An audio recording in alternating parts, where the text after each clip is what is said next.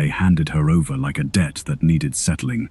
Bruised, silent, expected to disappear, Mabel Holloway sat inside the black carriage with her gloved hands folded so tightly in her lap that her fingers had begun to ache. Outside, the storm beat against the windows, as though the sky itself wished to get in. Rain streaked across the glass in silver lines.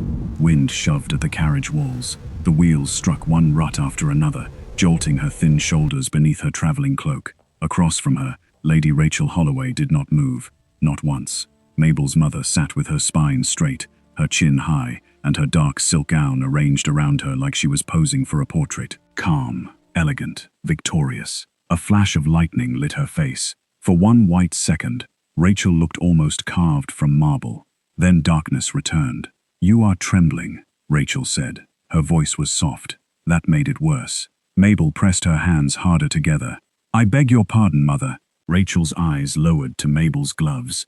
White lace, expensive, clean, chosen for one purpose only, to hide what lay beneath. "Do not beg," Rachel said. "It makes you sound common." Mabel swallowed. "Yes, Mother." The carriage lurched again. Her wrist struck the wooden side of the seat.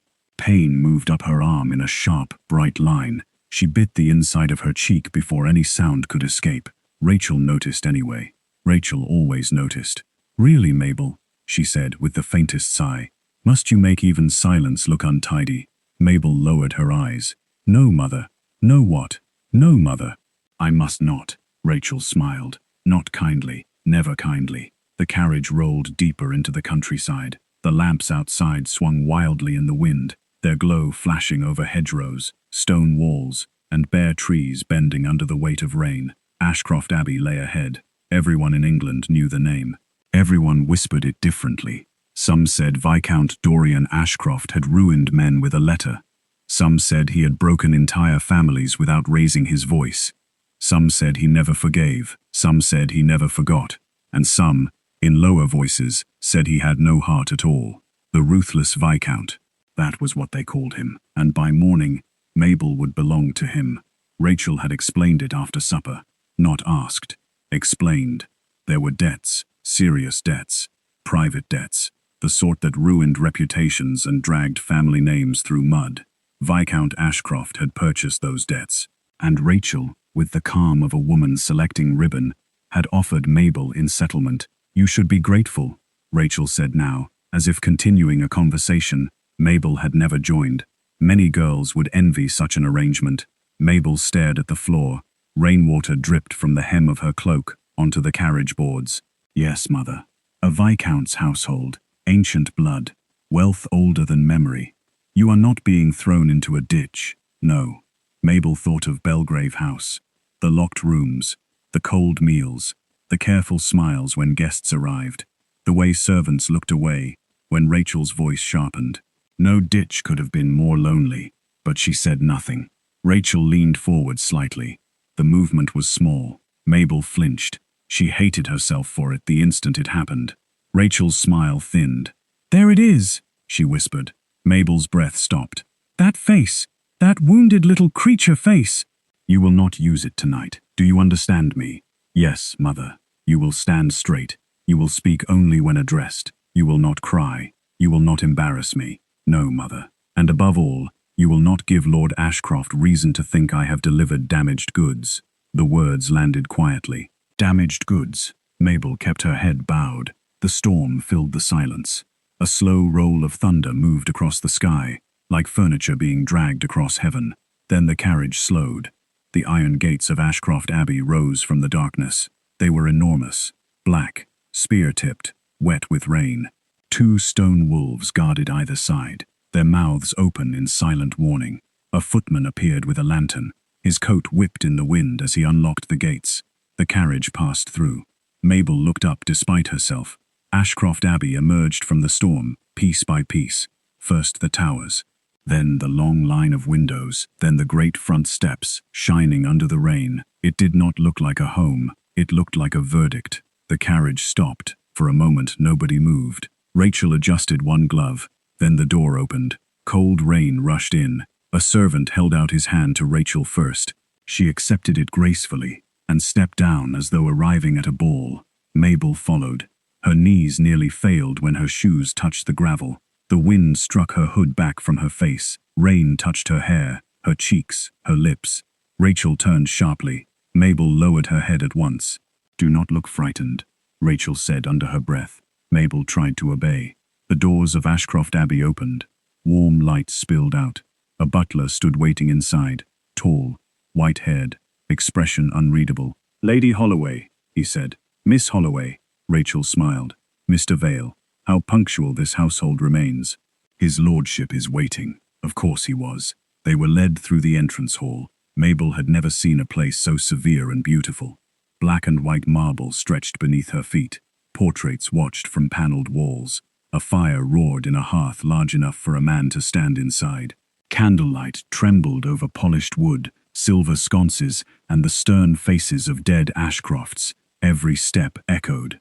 Mabel's wet cloak clung to her shoulders. She felt small. Not modestly small, not delicately small. Erased. At the far end of the hall, double doors stood open. Beyond them waited a study, and inside the study stood Viscount Dorian Ashcroft. He was taller than Mabel expected, dressed in black, still as a blade. The fire behind him cast gold at the edges of his dark hair and left the rest of his face in shadow. He did not rush to greet them.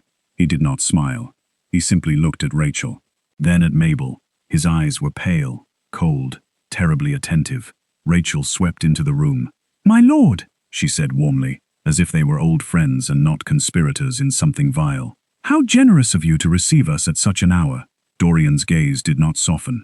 "Storms rarely consult my schedule." His voice was low, controlled, not loud. It did not need to be. Rachel gave a light laugh. Mabel had heard that laugh in drawing rooms. It meant Rachel was performing. "Quite. Then I shall not waste your evening." She opened her reticule and withdrew folded papers. Debt papers. Signed, sealed, final. Mabel stared at them. Such small things, paper, so thin, so easy to tear, so powerful in the hands of people who owned ink, names and daughters. Rachel placed them on Dorian's desk. "As agreed," she said. "My daughter, Mabel Holloway, is now under your protection and authority in satisfaction of the sum owed." Protection. The word nearly made Mabel sway. Dorian looked down at the papers. He did not touch them. "Miss Holloway," he said. Mabel's breath caught. She stepped forward, because she understood commands, even when they were not spoken as commands. "Yes, my lord." Her voice sounded small in the large room. Dorian studied her, not with hunger, not with amusement, with calculation. At first, that was worse in its own way. Business. She was business. A debt transferred from one hand to another. "Do you understand why you are here?" he asked. Mabel opened her mouth. Rachel's gaze struck her from the side. "I am here because my family owes you a debt, my lord, and you consider yourself payment." Mabel's gloved fingers tightened. "I consider myself obedient." Something moved in his face. Not sympathy, not yet, but attention. Rachel laughed softly. "She is dramatic when nervous. Pay it no mind." Dorian did not look at Rachel. "Remove your gloves." The room went silent. Mabel froze. Rachel's smile vanished for half a second. "My lord," Rachel said lightly, "surely such formality is unnecessary at this hour. I did not ask you." The fire cracked. Rachel's mouth closed. Mabel stared at her hands. Her pulse began to pound so hard she heard it in her ears. "My lord, Remove them," Dorian said again. Not cruelly. That somehow frightened her more. Mabel pulled at the fingers of her left glove. The lace stuck slightly where rain had dampened it. She eased it free. Then the right. The bruise around her wrist showed at once. Dark, fresh, ugly against pale skin. Rachel inhaled sharply through her nose. Mabel heard it, felt it, feared it. "I am sorry," Mabel whispered. Dorian's eyes lifted from her wrist to her face. "For what?" Mabel blinked. She did not know. "For displeasing you." The room changed. Not visibly. Nothing moved. No chair scraped. No servant spoke. No thunder struck. But something changed. Dorian stepped closer. Mabel flinched back before she could stop herself. Rachel shifted behind her. Only one step. Only the rustle of silk. Mabel's shoulders rose toward her ears. Dorian saw that too. He turned his head slowly toward Rachel. The temperature of the room seemed to drop. How did she get that bruise? Rachel recovered quickly. She is clumsy. Dorian looked back at Mabel. Are you? Mabel's mouth went dry. Rachel's presence pressed into her back without touching. Yes, my lord, Mabel said. Dorian's jaw tightened. Look at me. She did. Barely. His eyes were no longer merely cold. There was something behind them now, something controlled with difficulty. Did you fall? Mabel could not answer. Rachel's voice slid in. She said she is clumsy. Dorian did not raise his voice. Leave. Rachel blinked. I beg your pardon. Dorian turned fully toward her. Leave. Rachel's face hardened. My lord, our agreement was made under incomplete understanding. You purchased the debt. I did, and I have delivered payment. Dorian's gaze flicked once toward Mabel, then back to Rachel. No, he said. You delivered evidence. Rachel went still. Mabel forgot how to breathe. The fire cracked again behind him. Dorian stood between them now, not touching Mabel, not comforting her, not yet, but standing there all the same. A barrier in black wool and controlled fury. Rachel's voice lowered. You would do well to remember that my reputation is not easily challenged. Dorian's mouth curved. Not a smile. Something far more dangerous. Lady Holloway, I have ended reputations better built than yours before breakfast. Rachel's eyes flashed. You cannot simply dismiss me. I can. He reached for the bell cord beside the mantel and pulled it once. Somewhere beyond the room, a bell rang. Clean, sharp, final. Mabel stared at him. The ruthless Viscount, the monster from every whispered warning, the man she had feared all the way through the storm. He looked at Rachel with the kind of anger Mabel had only ever seen directed at herself, and then he spoke again, quietly, slowly, each word placed like a nail in a coffin. Leave this house! The doors opened behind them. The butler appeared. Dorian did not look away from Rachel. Mr. Vale, he said, see Lady Holloway to her carriage. Rachel's face drained of all warmth. For the first time in Mabel's life, her mother looked uncertain, only for a moment, but Mabel saw it, and Dorian saw Mabel seeing it. Rachel gathered her reticule. This is a mistake, she said. Dorian's eyes were colder than the rain outside. No, he said. Selling your daughter was the mistake. Rachel turned toward Mabel. The old command was in her stare. Come, obey, lower your eyes, disappear. Mabel's body nearly answered. Her foot shifted. Dorian noticed. His voice cut through the room before Rachel could speak. Miss Holloway stays. Rachel's lips parted. Mabel stood frozen between them, sold, bruised, silent, expected to disappear. But for the first time that night, someone had said she would remain, not as payment, not as property, not as a thing to be carried away, as a person. Rachel's skirts whispered across the floor as Mr. Vale escorted her out. At the doorway, she paused. This is not over, Rachel said. Dorian did not blink. It is for tonight. The doors closed. The storm continued outside. Inside the study, silence expanded.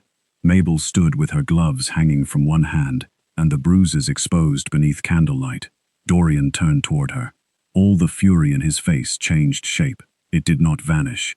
It became careful. He lowered his voice. Miss Holloway. Mabel braced herself.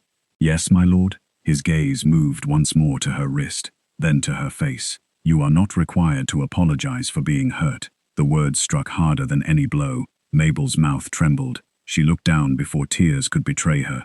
I am sorry, she whispered. Then she heard what she had said. And in the firelit room of Ashcroft Abbey, before the most feared man in England, Mabel Holloway began to understand that the world had shifted, not enough to save her, not yet, but enough to crack. Dorian looked toward the closed doors, then back at her. His voice was low, ruthless, not toward her, never toward her. Send for the physician, he called, and somewhere beyond the walls, the house began to wake. The house began to wake, not loudly. Ashcroft Abbey did not wake like ordinary houses. It stirred in controlled movements. A door opening somewhere far down the corridor. Boots crossing stone. A servant's voice lowered to a whisper. The bell's command, traveling through the old walls like a secret with teeth. Mabel Holloway stood in the study with her gloves crushed in one hand and her bruised wrist exposed to the candlelight. She did not move. She did not know if she was allowed to. Viscount Dorian Ashcroft stood several feet away, his face half-shadowed by firelight. The anger that had sent her mother from the house had not disappeared. It had only gone quiet.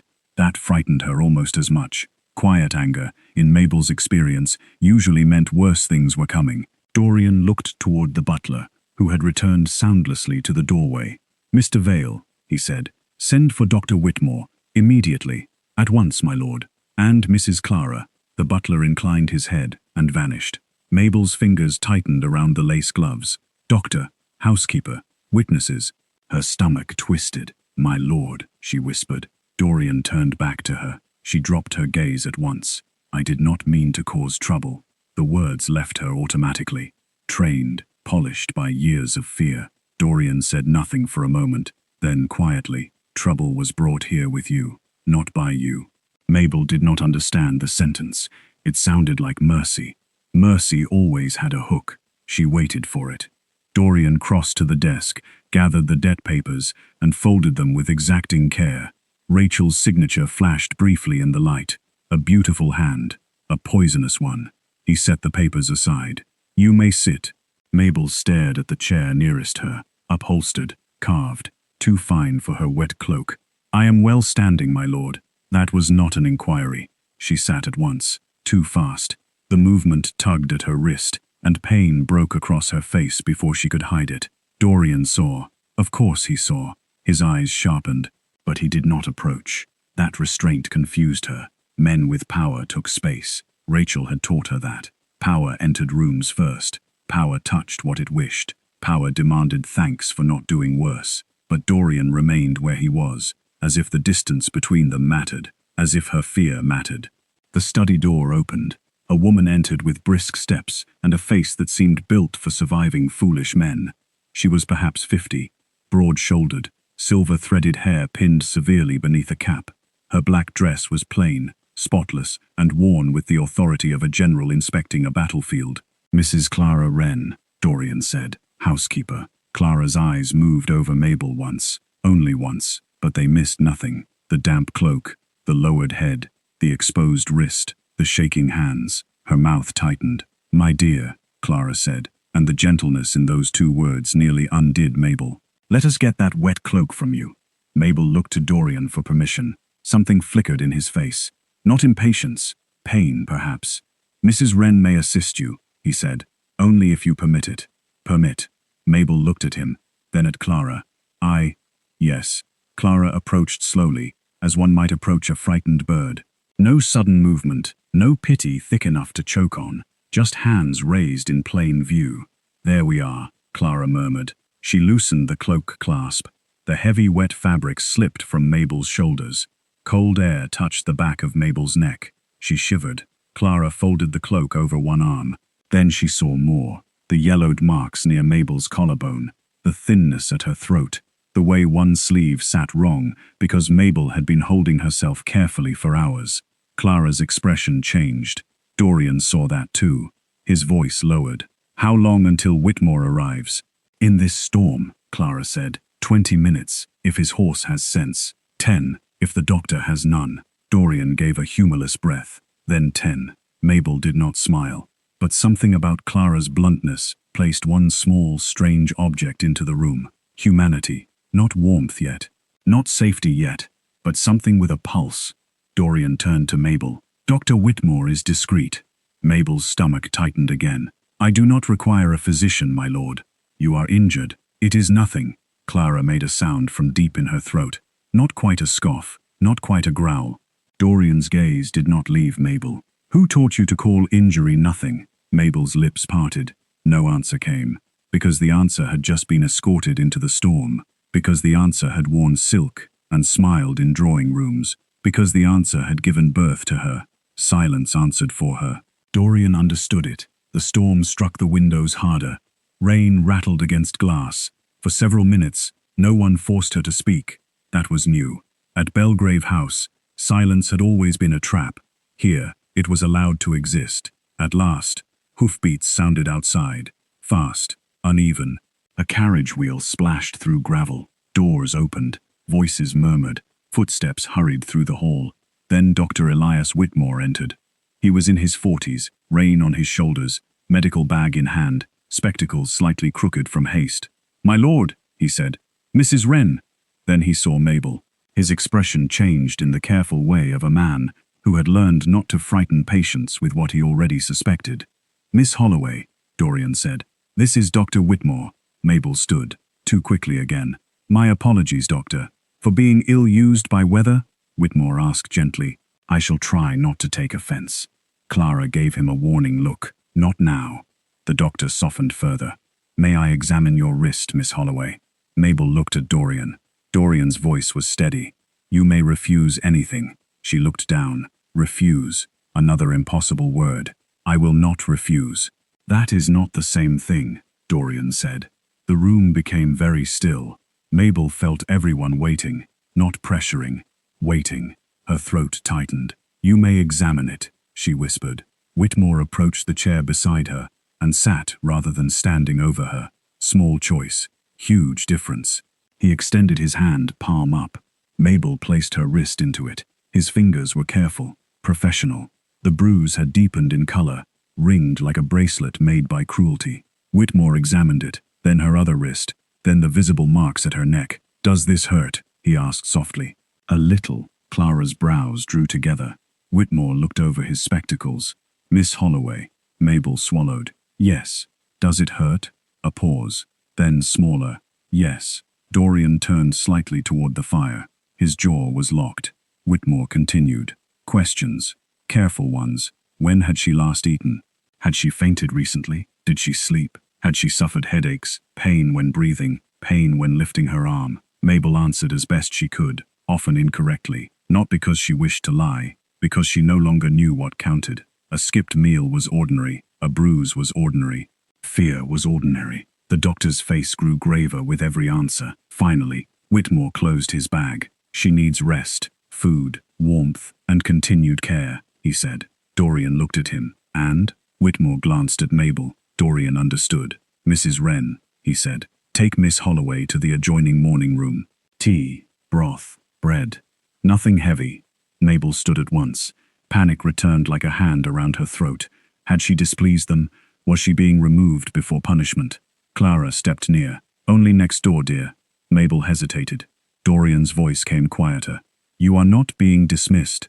You are being cared for." Cared for. The word had no shape she trusted. Still, she followed Clara. The morning room was smaller, warmer, with blue walls, a low fire, and rain ticking against tall windows. Clara guided her into a chair near the hearth. Within minutes, a tray arrived. Tea, broth, and bread with butter. Mabel stared at it. Clara poured tea as though this were the most ordinary midnight in the world. "No one will count the bread," she said. Mabel looked up sharply. Clara's face was turned toward the cup, kind enough not to watch the shame land. Mabel picked up the bread. Her hands shook. In the study beyond the closed door, men's voices murmured, low, serious. She could not hear all the words, only fragments. Long-standing neglect, multiple contusions, fear response, malnourishment perhaps. Then Dorian's voice, cold enough to cut glass. "Who did this?" Whitmore's answer was too low. Mabel closed her eyes. She should not have eaten. She should not have sat. She should not have let them see. Rachel would come back. Rachel always came back. Clara set a cup in her hands. "Drink before it cools." Mabel obeyed. Warmth entered her in a thin line. It hurt. She had not realized how cold she was until warmth found her. The study door opened. Dorian entered first. Whitmore followed. Mabel set the cup down quickly and stood. Dorian stopped. "Please do not stand, because I enter a room." Mabel remained half-risen, confused. Clara put a firm hand on her shoulder and guided her back down. "His lordship has odd habits," Clara said. "One of them is sense." Whitmore hid a brief smile. Dorian did not smile, but his eyes moved to Clara with what might have been gratitude. "Dr. Whitmore will return tomorrow," he said to Mabel. "Mrs. Wren will prepare a room for you." Mabel's fingers twisted in her lap. "A room?" "Yes. For tonight? For as long as necessary." Her breath caught. "My mother said—" She stopped. Dorian waited. Mabel forced herself to continue. "She said I was to be placed wherever you found convenient." Something dark crossed his face. "I find guest chambers convenient." Clara nodded with satisfaction. "The East Rose room is aired." "The Blue room," Dorian said. Clara looked surprised. "The Blue room, my lord. It has morning light." Mabel looked between them. Morning light, as if that mattered. As if she mattered enough for the direction of sunlight to be considered. Dorian turned toward Whitmore. Send your written report to me by dawn. Whitmore's eyes sharpened. You intend to act quickly. I intend to act correctly. Quickly as a mercy I do not owe Lady Holloway. Mabel's stomach clenched at her mother's name. Dorian noticed. Again, he seemed to notice everything. He lowered his voice. She is gone. For tonight, Mabel whispered. For tonight, he agreed. And tomorrow we'll have locks, witnesses, and law. Law. Rachel had always spoken of law as something belonging to people like her, people with titles, people with friends. People believed in public and feared in private. Mabel looked down at her hands. What will happen to me? The question escaped before she could stop it. The room held still. Dorian answered with care. Nothing without your knowledge. That was not an answer she knew how to trust, but it was an answer no one had ever given her before. Whitmore bowed and withdrew. Clara began gathering the tray, though she left the bread near Mabel's hand. Dorian remained by the mantel. His face turned toward the fire, but his mind had clearly gone elsewhere, to papers, to signatures, to Rachel, to war. Mabel could feel it. A dangerous man preparing himself. Only this time, not against her. Clara touched Mabel's elbow. Come, dear, let us get you upstairs. Mabel stood slowly. At the doorway she paused and looked back. Dorian was watching her, not like property, not like payment, not like damaged goods, like someone had placed a wounded truth in his house and dared him to ignore it. He inclined his head, a small gesture, respectful. Mabel did not know what to do with respect, so she whispered the only thing she knew. Thank you, my lord. His expression tightened again, not with anger at her, with anger for her. You owe me no gratitude for basic decency, Miss Holloway. Clara led her into the corridor. The hall outside was warmer now, lit with candles carried by servants who pretended not to stare and failed kindly. Behind her, in the study, paper rustled, a drawer opened. Dorian's voice spoke to Mr. Vale. Send word to London, quietly. I want Lady Holloway's accounts, creditors, solicitors, charities, household staff, every transfer connected to Miss Holloway's inheritance. Mabel stopped walking. Inheritance. The word touched the air like a key turning in a lock. Clara paused beside her. From inside the study, Mr. Vale answered. Tonight, my lord. Dorian's reply was calm, cold, absolute. Tonight. Mabel stood in the corridor, one hand resting against the wall, the taste of tea still warm on her tongue. For years, her mother had been the whole world, the judge, the jailer, the voice that named her worthless. But now, inside Ashcroft Abbey, another voice had entered the record, a ruthless voice, a dangerous voice, a voice that had looked at her bruises and chosen not to look away. The monster was not him, not him. Behind the study doors, the first page turned, and with it, Rachel Holloway's secrets began to loosen from the dark. The first page turned, and with it, Rachel Holloway's secrets began to loosen from the dark. But Mabel did not know that yet, not fully.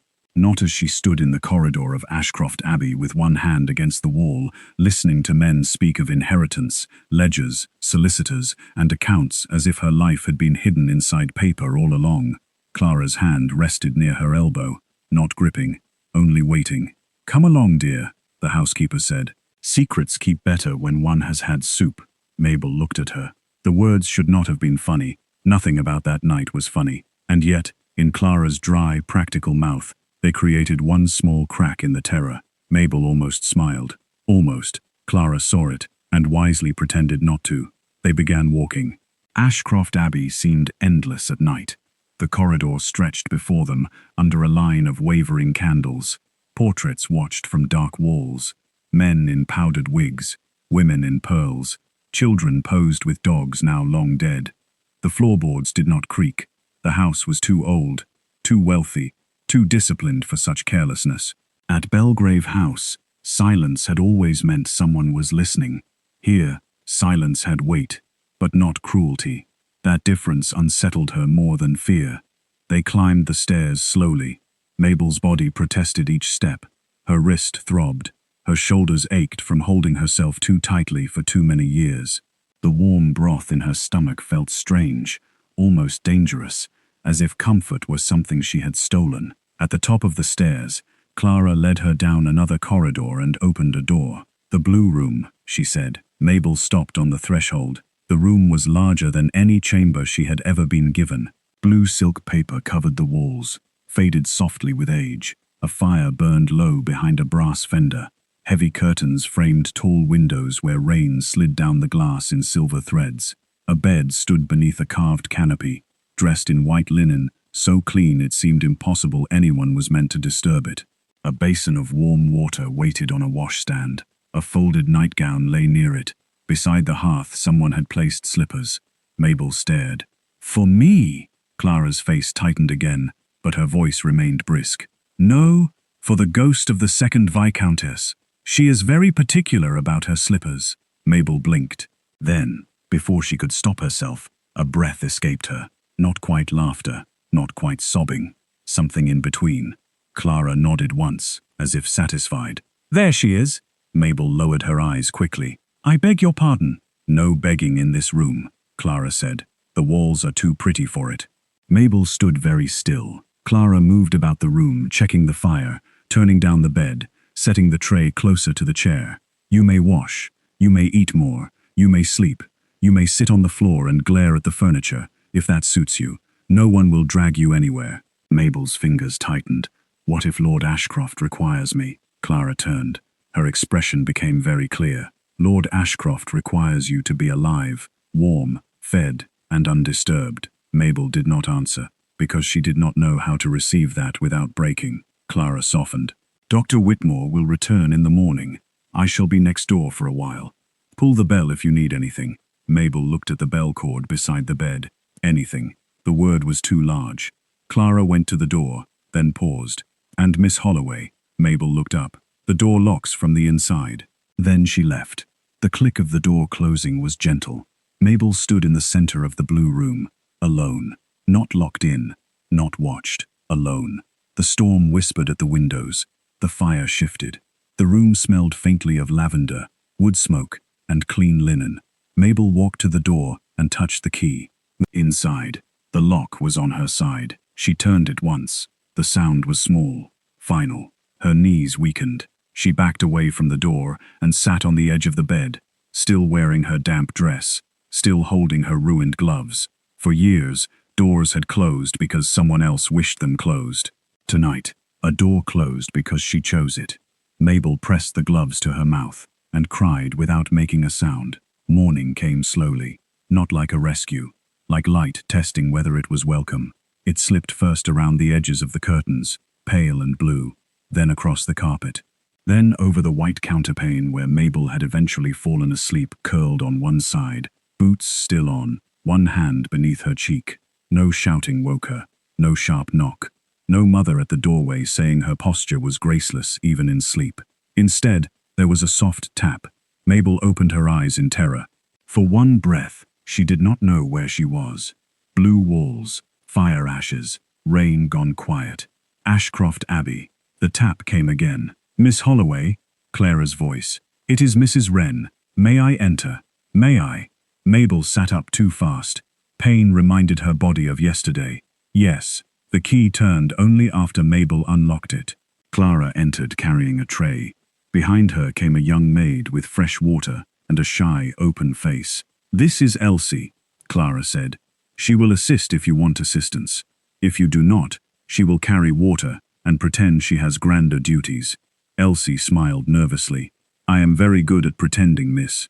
Mabel almost smiled again. The sensation felt foreign in her face. Breakfast was placed near the window. Tea, eggs, toast, stewed apples. More food than Rachel had allowed her in a full day when displeased. Mabel stared at it too long. Clara noticed. "No one in this house earns praise by starving," she said. Elsie looked horrified that Clara had said it so plainly. Mabel picked up the toast. This time she ate while they were still in the room. A small act, a rebellion no one announced. After breakfast, Dr. Whitmore returned. He examined her again with care. He spoke to her, not over her.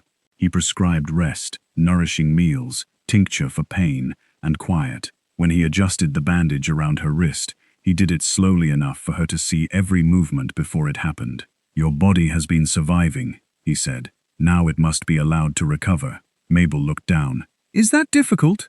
Whitmore's answer was gentle. For the body? Sometimes. For the mind? Often. Clara stood by the window, arms folded. And for the household, Doctor? Whitmore glanced at her. The household should avoid fussing. Clara sniffed. I never fuss. Dorian's voice spoke from the doorway. That statement has injured truth itself. Mabel turned sharply. He stood just outside the room, not entering.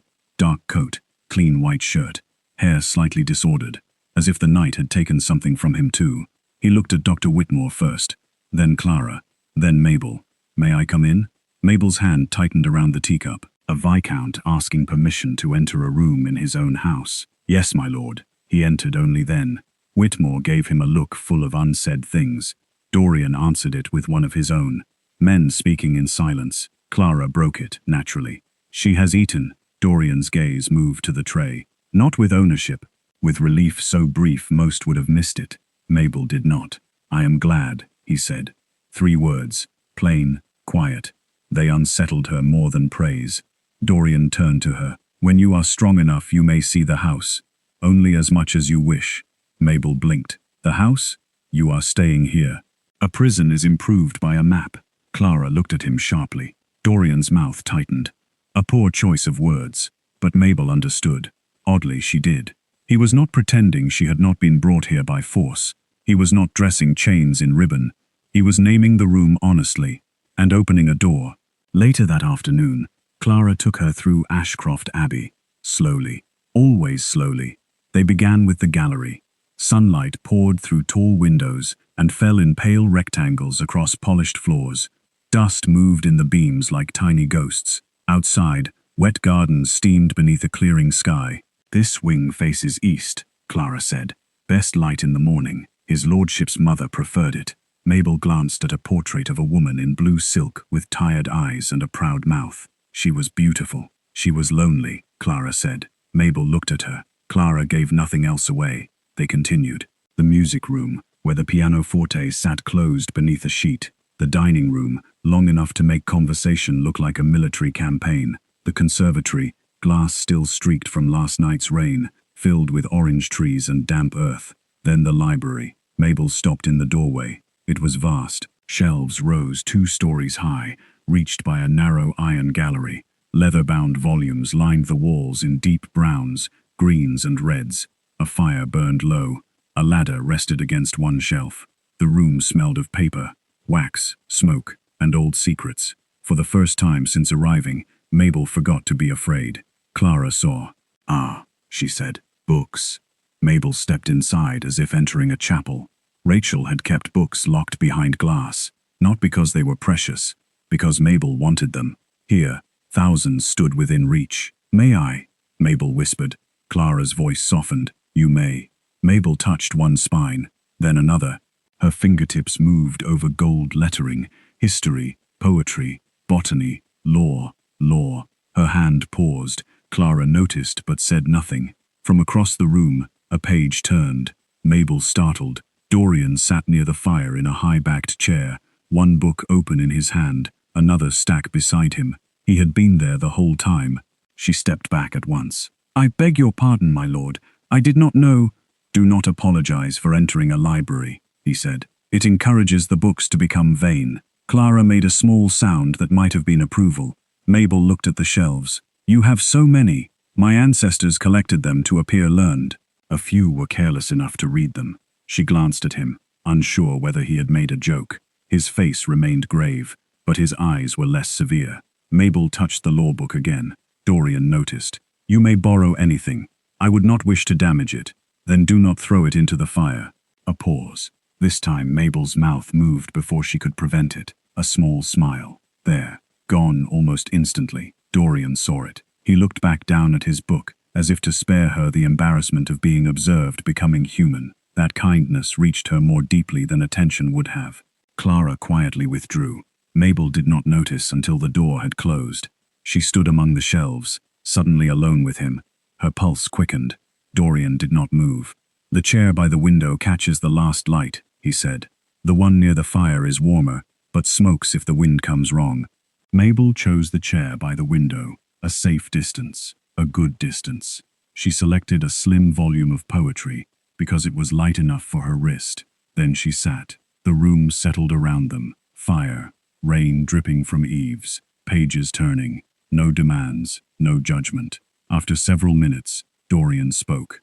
"My father hated this room." Mabel looked up. "He did. He believed books encouraged disobedience." A strange, cold familiarity moved through her. "My mother believed the same." Dorian's gaze stayed on the fire. Then they would have enjoyed despising each other. The line surprised another almost smile from her. This one stayed a heartbeat longer. Dorian saw. Again, he looked away. The firelight moved across his face, softening nothing, revealing more. There were shadows beneath his eyes. Not weakness. History. Mabel wondered what kind of boy had grown into a man everyone feared. She wondered who had taught him to be ruthless.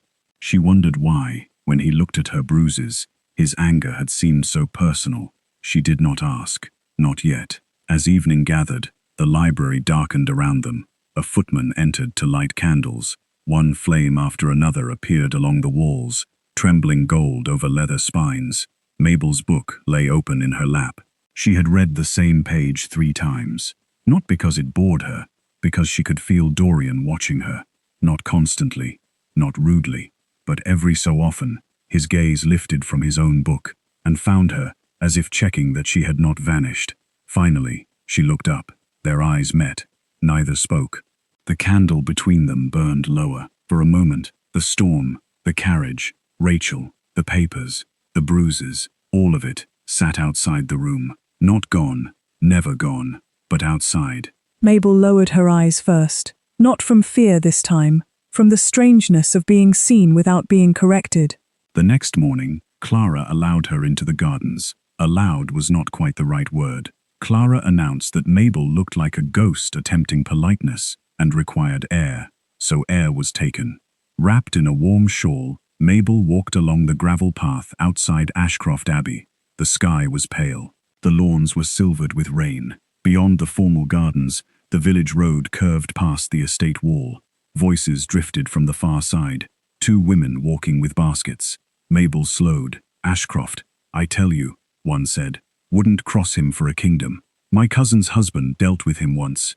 Came home white as flour. They say he ruined Lord Penwick with 1 letter. And good riddance if you ask me. Penwick was a snake." "Hush. Still, that Viscount is not a man you provoke." Mabel stood behind a yew hedge, listening. The feared man. The ruthless man. The monster from the carriage ride.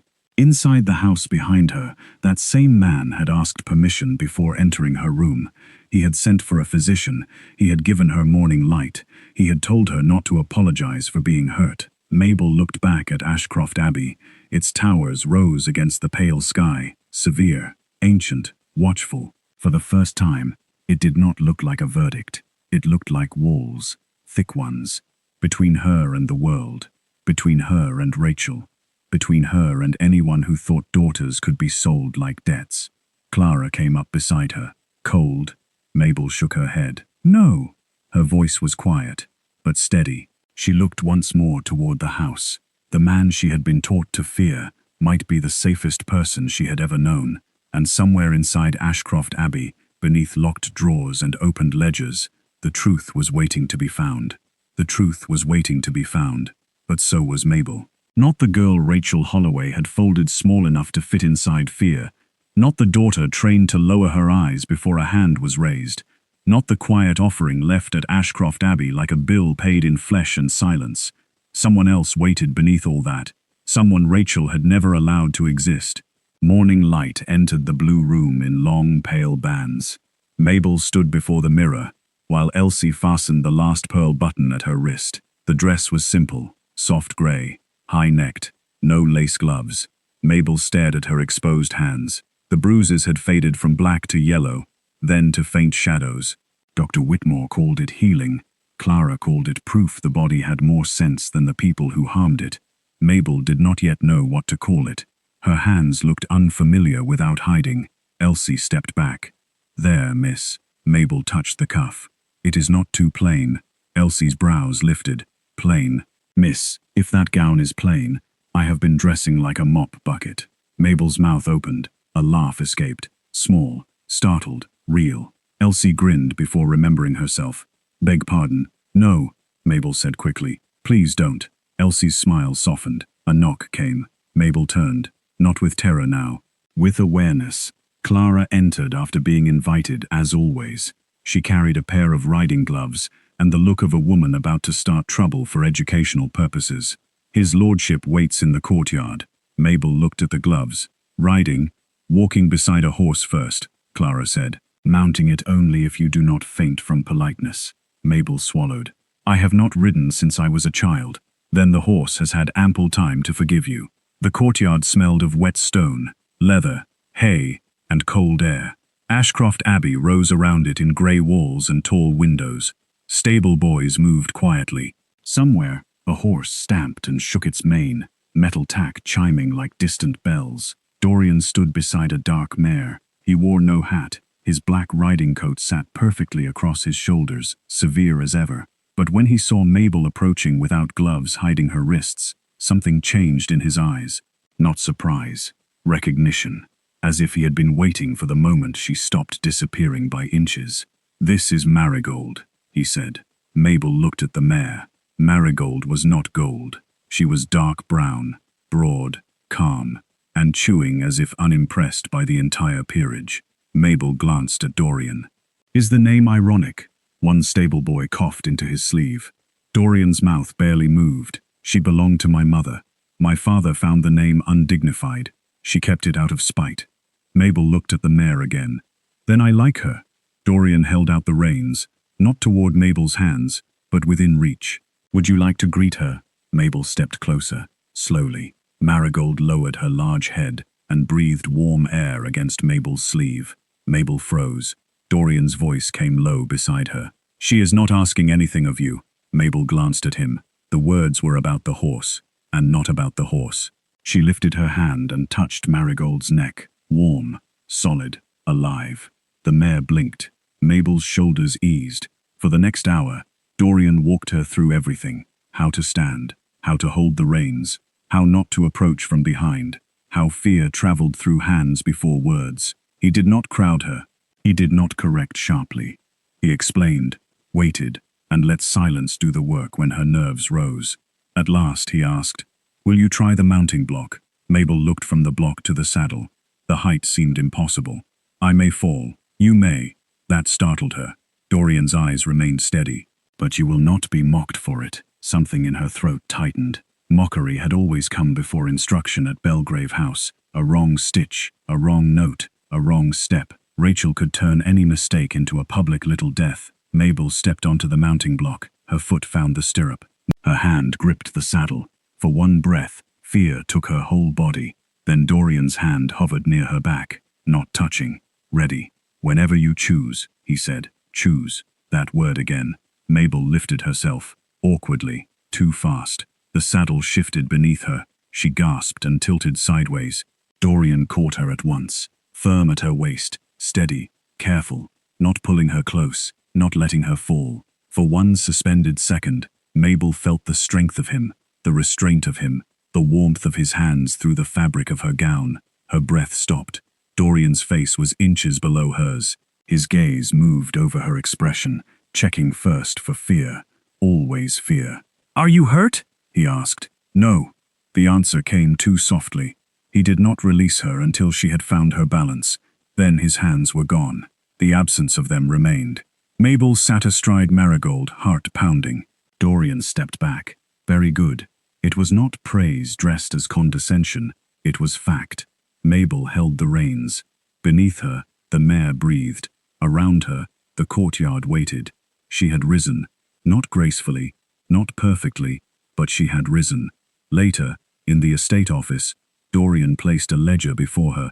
The room was smaller than the library, lined with cabinets and maps of tenant farms. Rain tapped softly against the window. Ink, paper, and sealing wax scented the air. Mabel looked at the columns. Names, rents, repairs, harvest yields, wages, charitable disbursements. It was a world made visible through numbers. Dorian sat across from her. My steward believes estate management is a matter of tradition. He is wrong. It is a matter of attention. Mabel ran a finger near the ink, careful not to touch. Rachel said accounts were unsuitable for women. Rachel said many useful lies. Mabel's eyes lifted. Dorian did not apologize for the bluntness. She appreciated that more than softness. He turned the ledger toward her. What do you see? Mabel studied the page. At first, nothing. Then patterns emerged. One farm paid less rent after flood damage. Another received credit for roof repairs. A widow named Mrs. Bell had no rent due for 3 months. Mabel pointed. You reduced this tenant's rent. Yes, because her husband died. Because her husband died and her roof collapsed in the same week. Charging full rent would be legal. It would also be stupid. Mabel looked at him. Stupid? A dead farm pays nothing. A ruined family produces less than a supported one. That sounds almost kind. Dorian's eyes sharpened faintly. Do not spread that rumor. It would ruin me. Mabel looked down quickly, but not before he saw her smile. The lesson continued. Income, expenses, obligations, power. Dorian did not simplify as if she were fragile. He explained as if she were capable. That changed everything. A mind kept hungry is still a mind. Mabel's was ravenous. By the time Clara entered with tea, Mabel had identified an error in the feed account and asked why 2 maintenance payments had been made twice. Dorian looked at the figures, then at her, then back again. You are correct. Clara stopped pouring. Is she? She is. Clara's face filled with dangerous satisfaction. Well, someone fetch Mr. Hargrove a chair for when he hears. Mabel's cheeks warmed. It may only be copying error. It is still an error, Dorian said. And you found it. The words settled over her. You found it. Not by accident. Not because someone guided her hand. She had seen. She had understood. She had mattered. That evening, in the library, Dorian placed a different book before her. Mabel read the title. A treatise on inheritance, guardianship, and female property rights. Her pulse changed. Why this? Dorian sat opposite her, candlelight cutting sharp lines across his face. Because your mother has used ignorance as a locked door. Mabel touched the cover. And this is a key, one of several. She opened the book. The language was dense, legal, cold, but beneath it lay something alive. Terms, trusts, settlements, widows' rights, daughters' portions, guardianship. Mabel read slowly. Dorian let her. The fire burned. Outside, wind pushed at the windows. Inside, a new terror formed. Not fear of Rachel's hand, fear of truth. Finally, Mabel looked up. My father left money for me. Dorian's gaze held hers. Yes, my mother controlled it. As guardian, until I married or reached legal independence through the trustees. Yes. Mabel's fingers tightened on the page. She told me there was nothing. Dorian said nothing. He did not need to. Mabel looked back at the text. The letters blurred. Not from tears, from rage so new she could not yet recognize it. All those years, she whispered. She said I cost too much to keep. Dorian's face hardened. Mabel. It was the first time he had said her name without Miss Holloway. The sound of it changed the room. She looked at him. His expression remained controlled, but the control had seams. Your existence was never a debt. The words struck deep, too deep to answer. A knock saved her. Mr. Vale entered with a sealed packet. My lord, from London. Dorian took it. He broke the seal. Read. His face became still, dangerously still. Mabel knew that stillness now. It did not belong to indifference. It belonged to violence being dressed in manners. What is it? She asked. Dorian looked at Mr. Vale. Leave us. The butler bowed and withdrew. Dorian placed the papers flat on the table. Your mother's debts were not sudden. Mabel stared at him. She claimed ruin threatened her. It did, but not by accident. He turned one paper toward her. These loans were taken deliberately, repeatedly, against assets she knew were not hers. Mabel's eyes moved over Rachel's signature. Again and again. Beautiful. Poisonous. Dorian continued. She created a crisis, then offered you as settlement, before any trustee could interfere. Mabel's breath thinned. She planned it. Yes. The room seemed to tilt, not from weakness, from understanding. Rachel had not panicked. Rachel had not been cornered. Rachel had chosen. Mabel stood abruptly. The chair scraped back. Dorian rose too, but did not approach. Mabel walked to the window. The glass reflected her face back at her, pale, changed. Behind her, Dorian waited. For once, silence did not frighten her. It gave her room to become angry. "My whole life," she said, voice low. "I thought if I were better, quieter, less costly, she might—" She stopped. Dorian answered carefully. "She might love you." Mabel shut her eyes. Outside, the night pressed black against the window. "I sound foolish. No, she is my mother. Yes, she sold me. Yes, the plainness of it hurt. But it also freed something. No excuses, no embroidery, no polite lie." Mabel turned back to him. "If you had not noticed," Dorian's eyes darkened. "I did notice. But if you had not, I did." The words were absolute. A wall. Mabel's breath trembled. For the first time, she understood his ruthlessness, not as a threat, but as a weapon that had chosen a direction. Dorian stepped closer. Only one step. "If you were free tomorrow," he asked quietly, "what would you do?" Mabel looked at him. No one had ever asked her that. Not once. The question entered her like light through a sealed room. What would you do? Not what was expected, not what was permitted, not what would please Rachel. What would you do? Mabel looked around the library, at the books, the ledgers, the candles, the law text still open on the table, at the man who had terrified England and yet waited for her answer, as if it mattered more than any account in London. Her voice came softly, unsteady, but hers. "I think." She stopped, swallowed, then began again. "I think I would finally live." The fire cracked. Dorian did not speak, but something in his face changed. Not the first crack this time. Something deeper, something that looked almost like grief, almost like pride, almost like longing held behind iron. Mabel held his gaze, and for the first time in her life, she did not lower her eyes. For the first time in her life, Mabel did not lower her eyes. And Dorian Ashcroft noticed. The fire burned between them. The law book lay open on the table. Rachel Holloway's signatures sat beside it, like evidence waiting to breathe.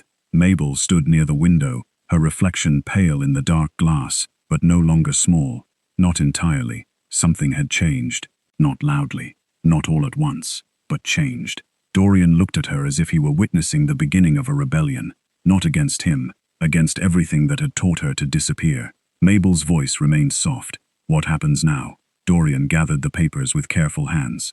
"Now we stop guessing." He rang the bell. Mr. Vale entered almost immediately, as if he had been carved from the corridor. "My lord, send for Hargrove, the London solicitor, and Mr. Pell from Bow Street." Quietly, Mabel turned. "Bow Street." Dorian looked at her. "Runners investigate crimes."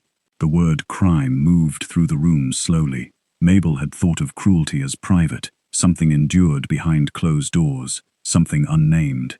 But Dorian had named it. Crime. Mr. Vale bowed. "At once, my lord." "And Vale." The butler paused. "No servants connected to Lady Holloway are to be warned." "Not yet." "Understood." When the door closed, Mabel looked back at the papers. "My mother has friends. Yes, she has influence. Yes, she will say I am unstable. She will try. She will say you forced me. She may." Mabel's fingers curled at her sides. "And people will believe her." Dorian's expression turned cold. "Then we shall give them something harder to believe against." By morning, Ashcroft Abbey had become something different, not merely a refuge, a war room. The estate office filled with ledgers, letters, lists, witness names, seals, bank drafts, and quiet footsteps. Mr. Hargrove arrived first, thin and anxious, smelling of rain and ink. Mr. Pell followed after noon, square-faced, plain-coated, with eyes that gave away nothing and noticed everything. Mabel sat beside the window, with Clara behind her, like a fortress in black bombazine. Dorian stood at the head of the table. "This concerns Lady Rachel Holloway," he said. Mr. Hargrove's fingers tightened around his pen. "A delicate name, my lord." Dorian's gaze did not move. "Then hold it carefully." Mr. Pell opened his notebook. "Allegations?" Dorian placed one paper down. "Misappropriation of trust funds belonging to Miss Mabel Holloway." Another. "Fraudulent loans taken against property not hers." Another. "Charitable foundations used to conceal debt transfers." Another. "Possible coercion." The room went still. Mabel heard the scratch of rain against the window. Mr. Pell looked at her, not pitying, not doubting, just asking permission with his eyes before he spoke. "Miss Holloway, will you be able to answer questions?" Mabel's mouth dried. Clara's hand touched the back of her chair. Dorian said nothing. He let the choice remain hers. Mabel lifted her chin. Yes. The questioning was careful, terrible, necessary. Names, dates, rooms, servants, punishments disguised as lessons, meals withheld, letters intercepted, visitors turned away, gloves required. Always gloves. Mabel spoke slowly. Sometimes she stopped. Sometimes Clara placed tea near her hand without a word. Sometimes Dorian turned away toward the window, his shoulders rigid, as if stillness were the only thing keeping his anger from breaking furniture. But no one told Mabel she imagined it. No one asked what she had done to deserve it. No one corrected her tears when they came silently. That, more than anything, nearly destroyed her, being believed. By evening, the first witness arrived. Mrs. Nell Tupper, former laundrymaid at Belgrave House. She came through the servants' entrance with a shawl clutched around her shoulders and fear written plainly across her face. "I should not be here," she whispered. Clara poured tea. "Then sit before you faint, doing something illegal." Mrs. Tupper sat. Dorian remained standing at the far side of the room, deliberately distant. A feared man making himself less frightening for a frightened woman. Mabel saw it. Mrs. Tupper looked at Mabel and began to cry. "Oh, miss." "I'm sorry. I'm that sorry." Mabel went still. The apology she had never known she needed entered the room. Mrs. Tupper wiped her face with rough fingers. "I washed the gloves. I saw the marks. We all saw some of it. Lady Holloway said you were sickly, said you bruised if the wind looked at you cross." Mr. Pell wrote quickly. "Did you witness direct harm?" Mrs. Tupper trembled. "Yes." The word struck the table. "Yes," she described it. Not in brutal detail. Enough. Enough for truth. Enough for law. Enough to make Hargrove remove his spectacles and press his fingers against his eyes. Then came Mr. Ansel Ford, former footman. Then Miss Beatrice Vale, no relation to the butler, once companion to Rachel before being dismissed. Then a clerk from the Holloway charity office. Each brought a piece, a missing coin, a forged signature, a hidden account, a locked cupboard, a letter never sent, a receipt bearing Rachel's hand. The story grew, not from rumor, from evidence. By the third day, the map was clear. Rachel Holloway had not merely borrowed, she had built a machine. Her charities received donations from sympathetic aristocrats, widows' funds, orphan funds, medical relief funds. Money entered in public, then vanished in private. Some paid gambling debts, some covered blackmail, some flowed quietly into accounts under false names. And beneath it all lay Mabel's inheritance, drained, hidden, used.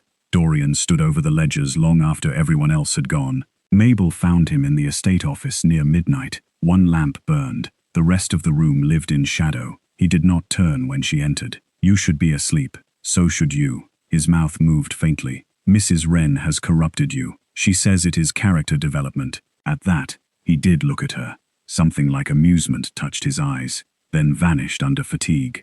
Mabel walked to the table. "What have you found?" He hesitated. Not because he wished to hide, because he hated giving pain. She recognized that now. "Tell me," she said. Dorian slid a ledger toward her. Rachel hosted charitable assemblies for years. Yes, she was admired for them. Yes, these accounts show that most of the donations never reached their stated recipients. Mabel stared at the columns. Names from society. Duchesses, barons, bishops, merchants eager to appear noble, all deceived. All useful to Rachel. She lied to everyone. Mabel whispered. Yes. Mabel turned a page. Another account. Another transfer. Another false mercy. The Ton adored her. The Ton adores polished surfaces. Mabel touched one entry. This one says Holloway Widows Relief. Dorian's face hardened. There was no relief. The words left no room for comfort. Mabel stepped back. The room felt suddenly airless. Rachel had not only stolen from her, Rachel had worn goodness like jewelry. She had stood in ballrooms beneath chandeliers, accepting praise for compassion, while her own daughter learned how quietly hunger could be endured. Mabel pressed one hand to the table. Dorian moved, then stopped himself. "May I?" She looked at him. His hand was extended, not touching her. Permission again.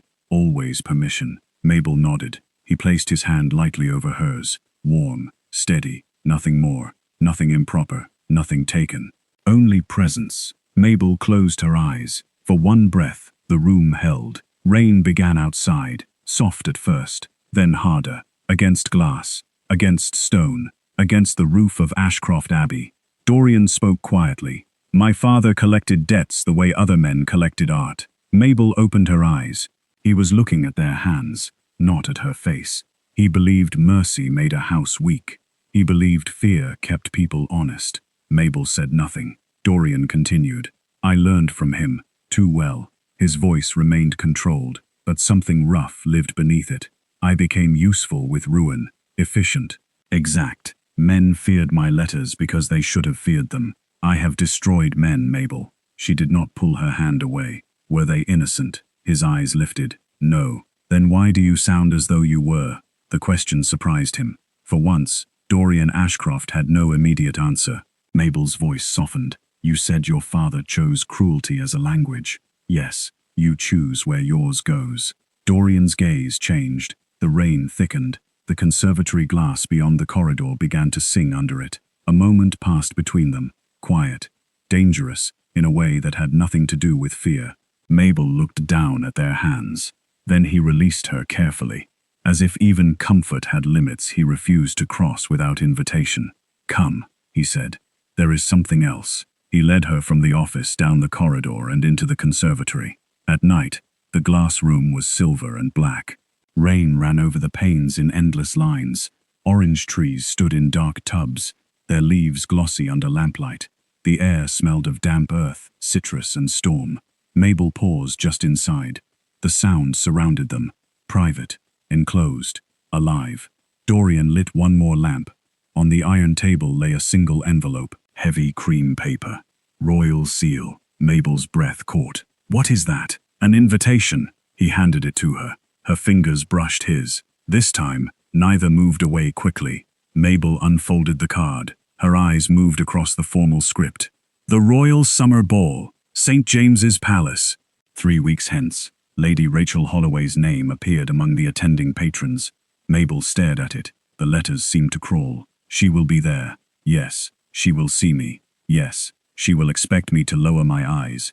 Dorian stepped closer, stopping beside her. Will you? Mabel looked through the rain-streaked glass. For years, Rachel had filled every room before entering it. Every mirror, every memory, every breath. But not this room. Not tonight. Mabel held the invitation between both hands. Her voice came quiet. No.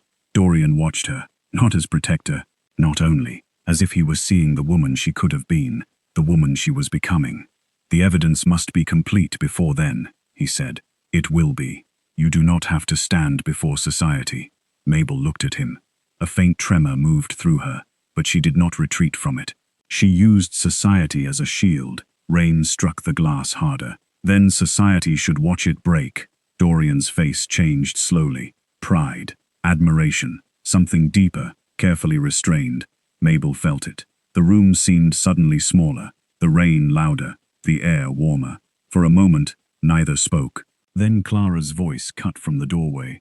If you two plan to topple an empire, I suggest doing it after breakfast. Revenge on an empty stomach leads to poor decisions. Mabel turned. Dorian closed his eyes for half a second.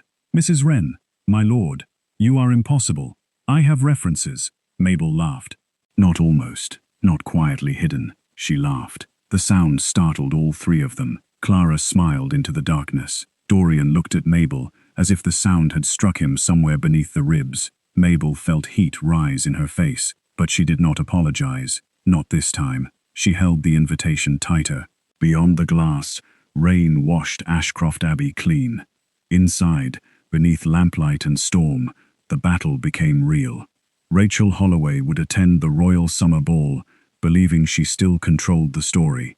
She would arrive, dressed in silk, smiling, praised, protected by every lie she had ever told. But this time, Mabel would be there too, seen, standing, silent no longer. And Dorian Ashcroft, the ruthless man society feared, would bring the truth with him. Rachel Holloway would attend the Royal Summer Ball, believing she still controlled the story. She was wrong. The night arrived in gold. Carriages rolled towards St. James's Palace beneath a violet evening sky. Lanterns burned along the drive. Hooves struck stone. Silk rustled. Diamonds flashed at throats and wrists. Inside every carriage sat a secret. Inside one sat Mabel Holloway, seen, standing, silent no longer. She wore deep blue silk, not Rachel's blue, not the pale, obedient shades Rachel once chose for her. This blue was darker, clearer, like midnight before dawn. Clara had supervised every button with the seriousness of a military campaign. Elsie had pinned Mabel's hair with tiny pearl combs and whispered, "You look like trouble, miss." Mabel had looked into the mirror and, for once, believed it. Now she sat across from Dorian Ashcroft as the carriage moved toward the palace entrance. He wore black evening dress, severe, precise, unforgiving. The Ruthless Viscount, made formal. A leather case rested beside him. Inside it were ledgers, letters, signed statements, bank drafts, forged documents, the truth packed neatly for war. Mabel glanced at it. Dorian noticed. "You may still change your mind," he said. "No." The answer came at once. He studied her. "Fear is not failure." "I know." A pause. Then she added, "I am afraid." His expression softened only around the eyes. "Good." She looked at him. "Good. It means you understand the battlefield." Mabel gave the smallest smile. "You make a ballroom sound like Waterloo. Ballrooms are crueler. At least soldiers admit they are fighting." The carriage slowed. Noise swelled outside. Voices, laughter, footmen calling names, music drifting through open palace doors. Mabel's hands tightened once in her lap, then loosened. Dorian looked at them. No gloves, her wrists bare. He said nothing, but his gaze held pride. The carriage door opened. Cold air entered. Dorian stepped down first, then turned back and offered his hand, not to claim, not to guide like an owner, to steady. Mabel placed her hand in his. The gathered crowd saw. Whispers began instantly. "There she is, Mabel Holloway, with Ashcroft. I thought she was ill. I thought Lady Holloway kept her from society." "No, my dear, I heard she was difficult. Difficult women do not arrive with Dorian Ashcroft unless he intends someone to suffer." Mabel heard enough. She lifted her chin. Together, they climbed the palace steps. The ballroom opened before them like a jeweled mouth. Chandeliers burned overhead. Hundreds of candles multiplied in mirrors. Music flowed from the orchestra balcony. Gowns moved like water over polished floors. Men bowed. Women smiled. Fans opened and shut like small weapons. At the far end of the room, beneath a garland of white roses, stood Lady Rachel Holloway. Perfect, radiant, untouched by consequence. She wore silver silk and diamonds at her throat. Her hair was arranged with careful elegance. Around her gathered admirers, patrons, ladies who praised her charity work, gentlemen who trusted her tears. Rachel was laughing when she saw Mabel. The laugh stopped, not visibly to others, but Mabel saw. The pause, the tightening jaw, the eyes narrowing by the width of a needle. Then Rachel smiled, a mother's smile, a beautiful lie. Dorian leaned slightly closer. "Breathe." Mabel had not realized she had stopped. She inhaled. Rachel crossed the room with graceful speed. "My darling girl." The words struck like old chains. Mabel remained still. Rachel opened her arms slightly, just enough for witnesses. "Lord Ashcroft," she said, voice warm enough to fool anyone who had never lived beneath it. "How kind of you to escort my daughter. I have been frantic with worry." Dorian bowed. "Have you?" Rachel's smile did not flicker. "Of course. Mabel is delicate, impressionable. She does not always understand what is best for her." Mabel felt the old hook. Delicate, impressionable. Words that sounded like care and worked like locks. Rachel turned to her. "Mabel, come here." Not loudly, not harshly, but the command was there. The room seemed to narrow. Mabel's body remembered before her mind did. One foot nearly moved. Dorian did not touch her. He did not save her from the moment. He let it be hers. Mabel looked at Rachel. No. One word. Quiet. Clear. Rachel's eyes flashed. A lady nearby lowered her fan. Rachel gave a soft laugh. "My dear, this is hardly the place for dramatics." "Then stop performing them," Mabel said. The silence around them sharpened. Dorian's mouth did not move, but something in his eyes did. Rachel's smile began to fracture, only slightly. "But enough!" Rachel froze. For 1 second, the mask dropped. Fear appeared, then vanished.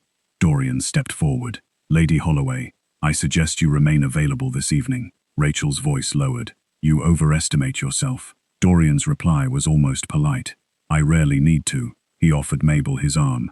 She took it. They moved past Rachel into the ballroom. Every eye followed. The first part of the evening stretched like silk over a blade. People approached, carefully, some curious, some frightened, some eager for scandal but too polished to admit it. Dorian answered little. Mabel answered more. When Lady Ainsworth asked whether she was quite recovered, Mabel said, "I am recovering from being lied about." When Sir Pembroke praised Rachel's charity, Mabel replied, "Then you will find tonight educational." When an older duchess looked at her bare wrists and said nothing, Mabel met her gaze, until the woman looked away first. Each exchange was small. Each one cut a thread. Rachel watched from across the room, smiling too brightly, fan moving too fast. Then the orchestra changed. A waltz began. Mabel stiffened. Dorian looked at her. "Will you dance?" "I do not know if I remember how. Neither does half the room. They rely on confidence and expensive shoes." A laugh almost escaped her. Almost. She placed her hand in his. They entered the floor. The room widened around them. Dorian's hand settled respectfully at her back. His other held hers with measured care. The music began again under her skin. Step, turn, breathe. At first, Mabel counted every movement. 1, 2, 3. Do not stumble. Do not shame him. Do not draw eyes. Then Dorian spoke. "You are thinking too loudly." Mabel looked up. "I did not know that was possible. With you, it is practically orchestral." Her lips curved. He guided her through a turn. The chandeliers blurred. For a moment, the ballroom faded. There was only the polished floor beneath her slippers, the music, the warmth of his hand, the steady certainty of being held without being trapped. Rachel stood at the edge of the floor, watching. Mabel saw her over Dorian's shoulder. The old fear rose. Then Dorian said, very softly, "Here." Mabel looked back at him. "Not there," he said. "Here." The word anchored her. Here. Not Belgrave House. Not the carriage. Not her mother's voice. Here. In her own body. In her own choice. The dance ended. Dorian bowed. Mabel curtsied. Applause scattered politely around the floor. Then the palace steward approached Dorian and murmured something. Dorian nodded once. It was time. The music paused after the next piece. Conversations swelled. Then a footman struck the floor lightly with a staff.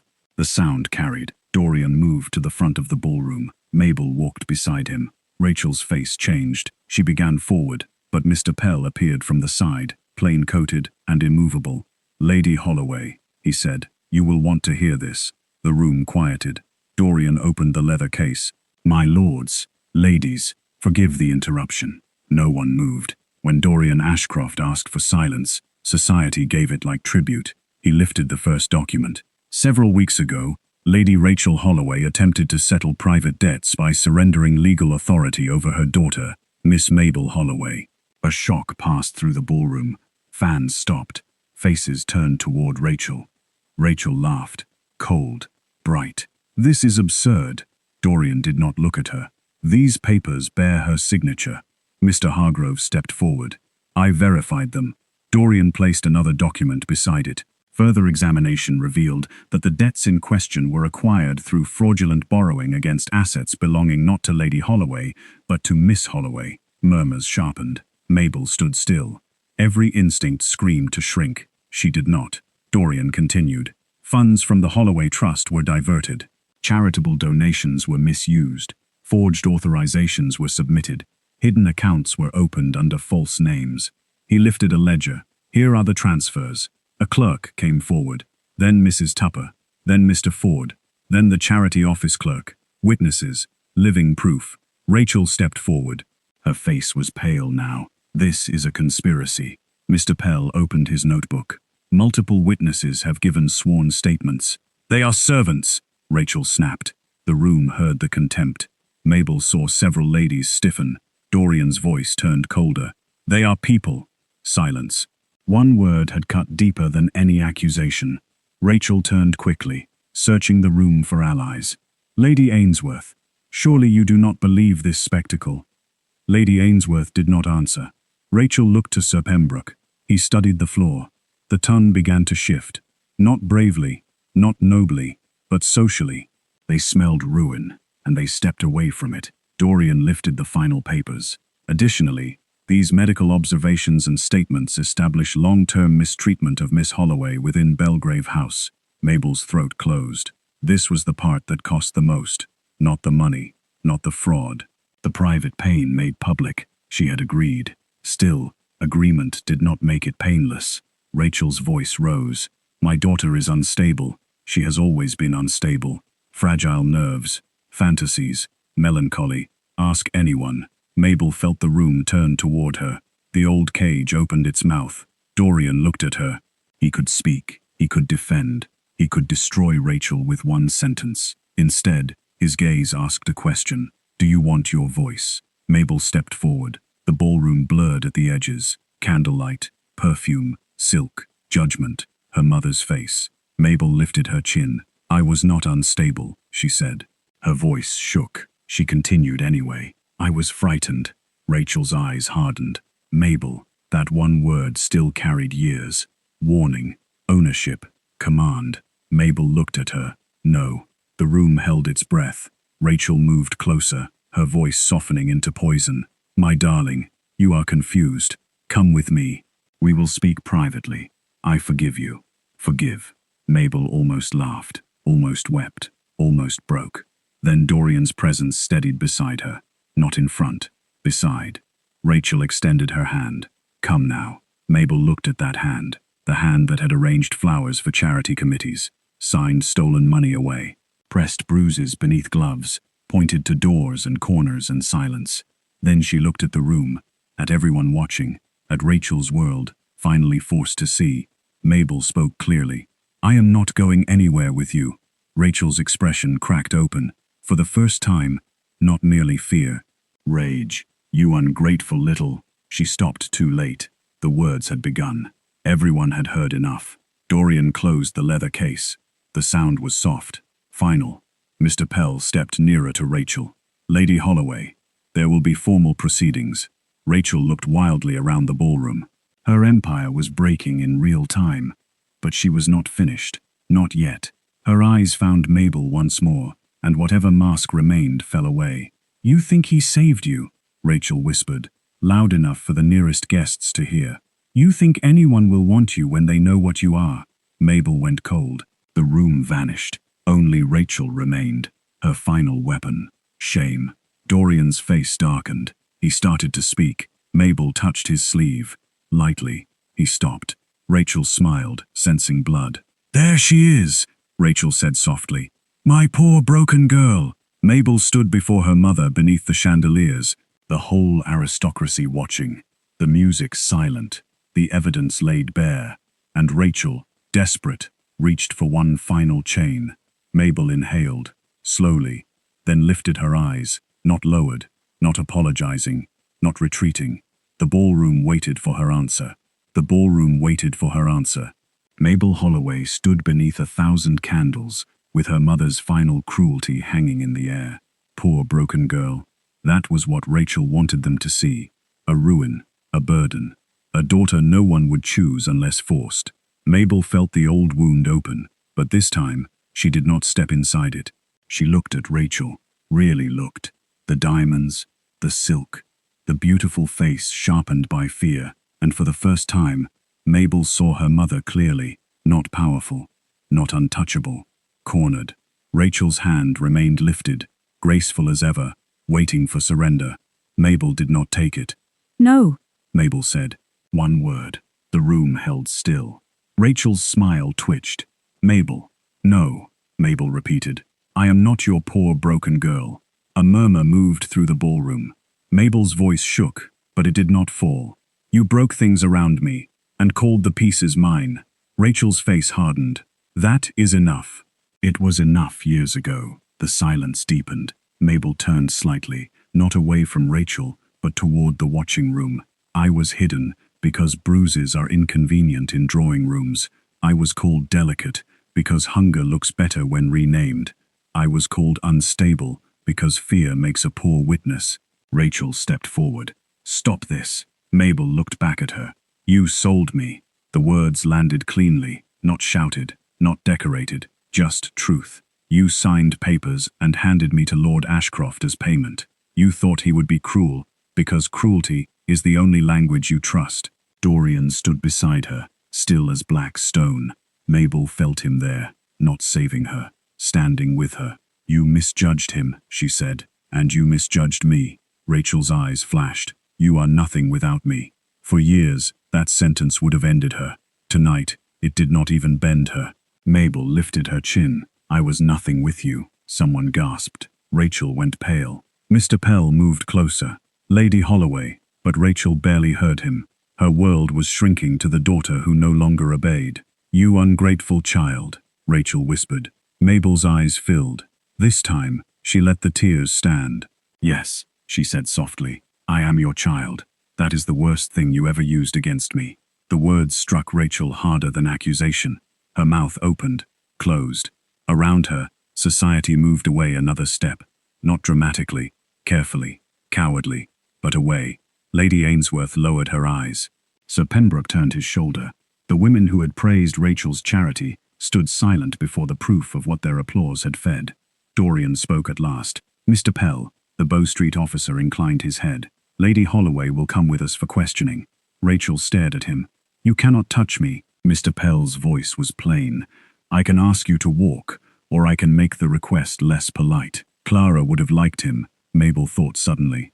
The thought nearly made her laugh, not because it was funny, because she was still alive enough to think it. Rachel turned one final time toward Mabel. The rage was gone now. In its place came something worse, a performance of sorrow. My darling, she whispered, you do not understand what you are doing. Mabel looked at her. I do. Rachel's voice trembled beautifully. I am your mother. Mabel breathed in, then out. Yes, she said, and I am done paying for it. The room went silent, completely silent. Then Rachel Holloway's face collapsed, not with remorse, with defeat. Mr. Pell gestured to the doorway. Rachel walked because she had no choice left. Her silver gown swept across the floor. Her diamonds still glittered, but no one followed. At the doors, she stopped. For one terrible second, Mabel thought she might turn back. She did not. The doors closed behind her, and the ballroom exhaled. Voices rose at once, shocked, hungry, ashamed, alive with scandal. Mabel swayed. Dorian's hand hovered near her elbow. May I? She nodded. He steadied her lightly, only lightly. You did it, he said. Mabel looked toward the closed doors. No. Then she looked at him. I began. Something broke in his face then. Not weakness, relief, pride, love, though neither had named it yet. The orchestra did not resume. No one knew how to return to dancing after a woman had taken back her life in the center of the room. So Mabel walked out, not fleeing, walking. Dorian beside her. The palace corridor was cooler, quieter, lined with candles and gilded mirrors. Their reflections followed them. Mabel in blue, Dorian in black. No chains between them. At the end of the corridor, she stopped beside a tall window. Outside, London glittered beneath the night. She pressed one hand to the glass. I thought freedom would feel louder. Dorian stood beside her. How does it feel? Mabel considered. Strange. His voice softened. Strange is allowed. She turned to him. Will they talk? Yes. Will they pity me? Some. Will they blame me? Fools will. A small smile touched her mouth. And what will you do? Dorian's gaze held hers. I have spent years making fools regret carelessness. Mabel laughed softly. This time, the sound did not surprise her. Dorian looked at her as if he would remember it longer than the scandal. Then his expression changed. Careful again. Serious. Mabel. Her name in his voice had become something dangerous to her composure. Yes, I must say this plainly. She waited.